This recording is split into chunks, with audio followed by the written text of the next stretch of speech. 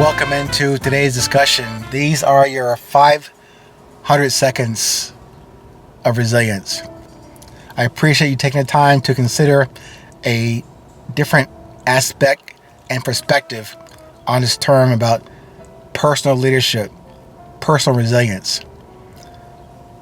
I hope that it helps you to redefine, reassess, and present each day your best in terms of what you do, how you observe, how you communicate.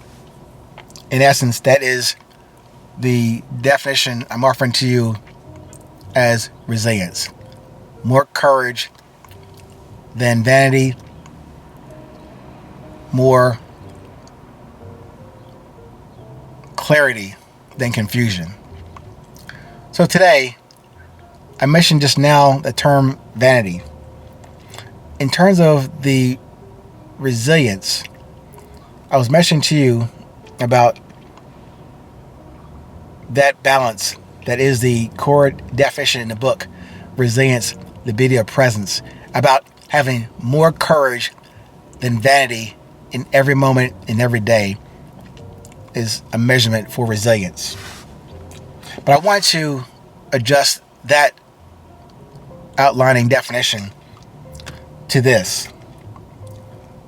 That balance or that ratio of more courage than vanity, I want to change it to more courage than arrogance.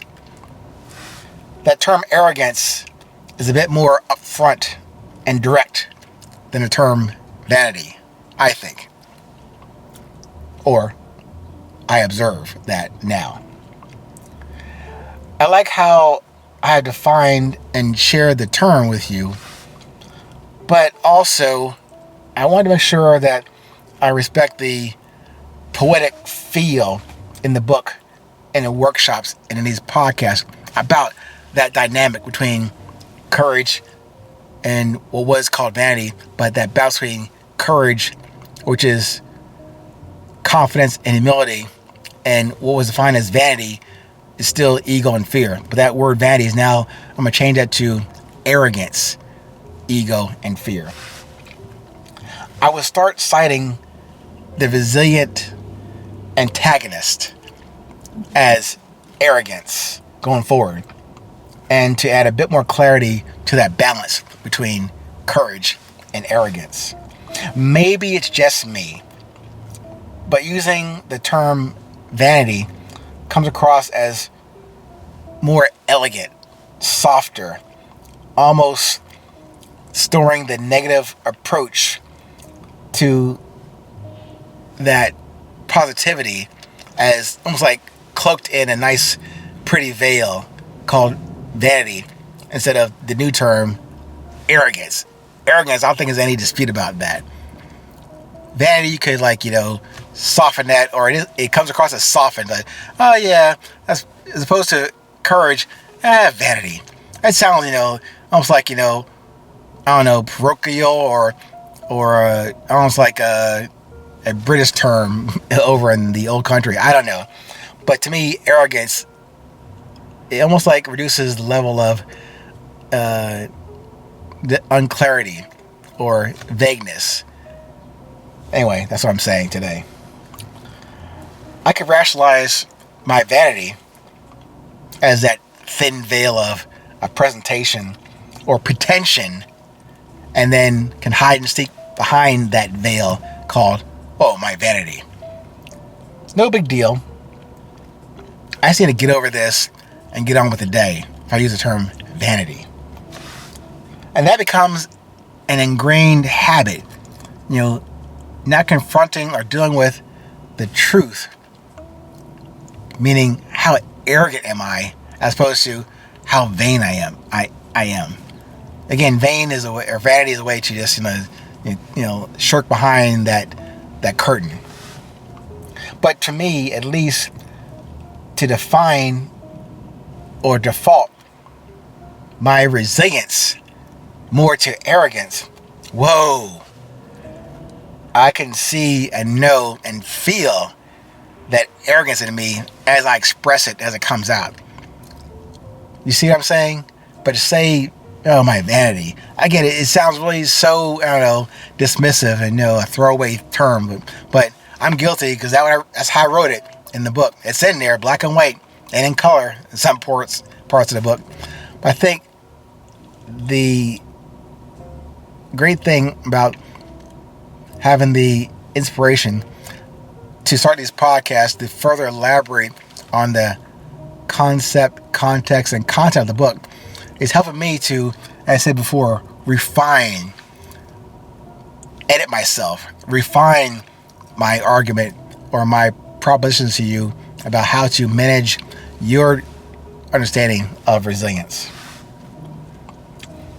So yeah, vanity kind of gets you there, but arrogance, yeah, I can see and smell that one about me.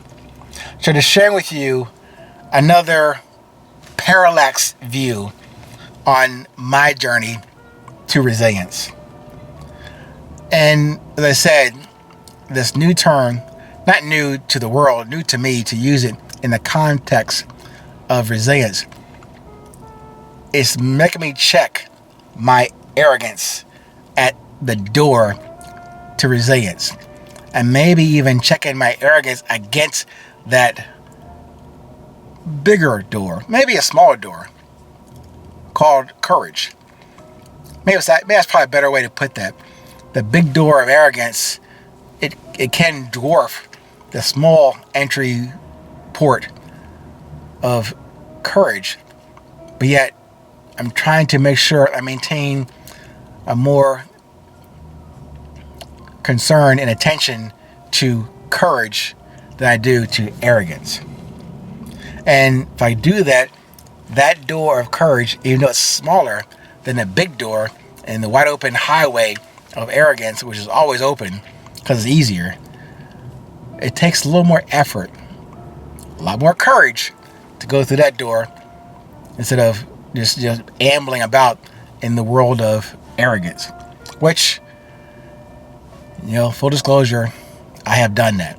So even writing it in the book and even previous podcasts where I've emphasized that balance between courage and vanity, I thank you guys for allowing me to express this new, to me, revelation, more clarity, or my best clarity for today, to make it almost like concretizing that term resilience. Not about the one thing that's hard to do in the first place, having more confidence and humility equaling courage. No. Now, identifying, recognizing, and staying on point with minimizing that thing called arrogance. Alright, I got it out. Now, I gotta do it. But thank you guys all for joining me today. As always, stay present, stay current. It's always a 20.